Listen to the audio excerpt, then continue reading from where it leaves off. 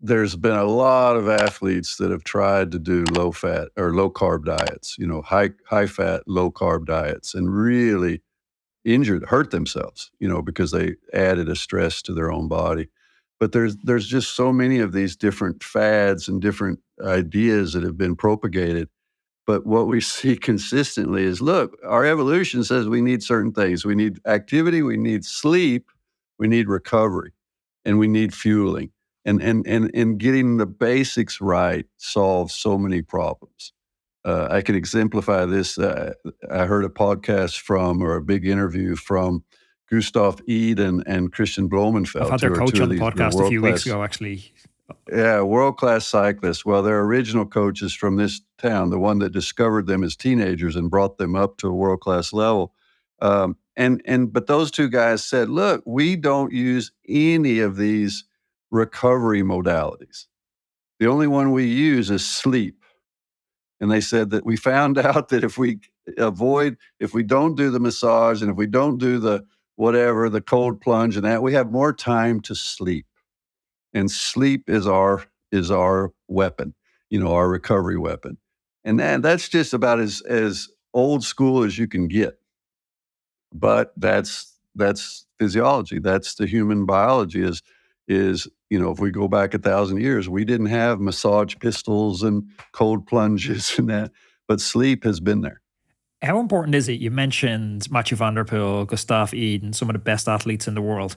How important is it for amateurs that they experiment, that they push the boundaries? Is it important in the sense that at some point it'll be a trickle-down effect and we can deconstruct their success to make ourselves faster as age groupers, as amateur K2s, etc.? Yeah. Well, I've talked about this issue several times, and that is that, there's a reason that car companies have a Formula One team. A lot of car companies invest millions in an F1 team because that F1 team is expensive. Yeah, I can imagine. And so why do they do it? And it's not because they're altruistic. It's not because they think it's fun to entertain the viewers. They're doing it because it's a wonderful innovation arena. And they then, these innovations from the cars, like all the buttons on your modern car, the buttons that are on the steering wheel, where did that come from? It came from Formula One. It never would have happened from the iterative process of the family car, but it happened because the Formula One cars, they had to get them narrower so that they had better aerodynamics, and therefore they had to take away some things, and they put those buttons and bells and whistles on the steering wheel.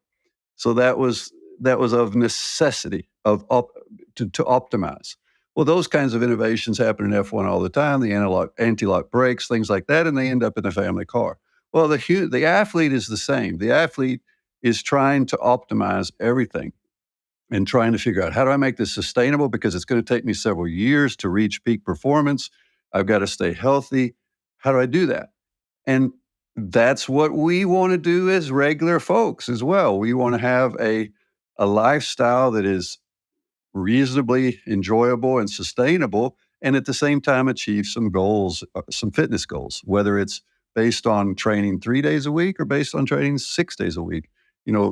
But we still are trying to find a rhythm in our training that allows us to function and to deal with all the other challenges of our lives, our children, our spouses, and so forth. So I think that actually we can learn a lot from the high performance athletes because they're having to optimize under very demanding constraints. That's kind of what we do too as amateurs. The trickle down has been interesting, even in terms of tech. I remember everyone uses a power meter now. If you go on your local group ride, I would say 90+% of people have a power meter.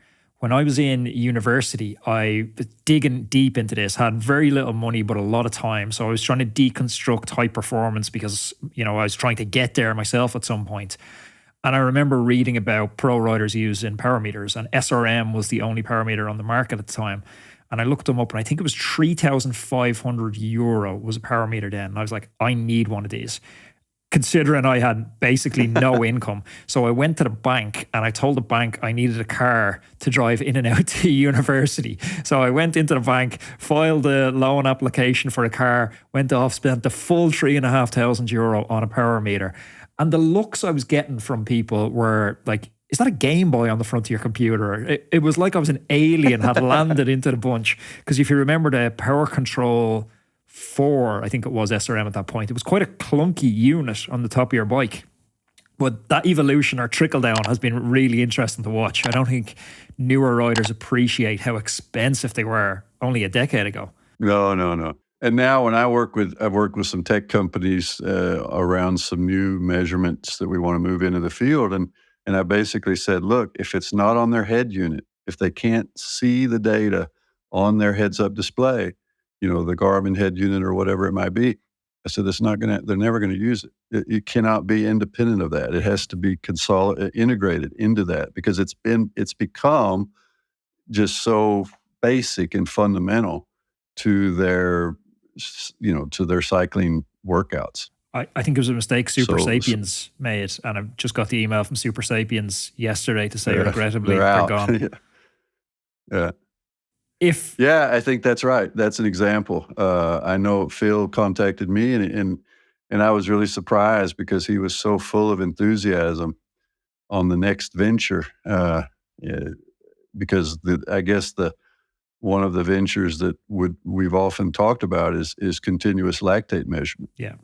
And so Super Sapiens, the Abbott Laboratories had and have that technology kind of on the shelf right now, which is continuous lactate measurement. And so they were thinking about pulling it down and beginning to, study it and validate it and things like that. But apparently, I'm not sure when that's going to happen. But that was something they contacted me about. So I was very interested in that.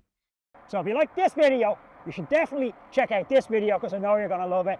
And don't forget to subscribe to the channel.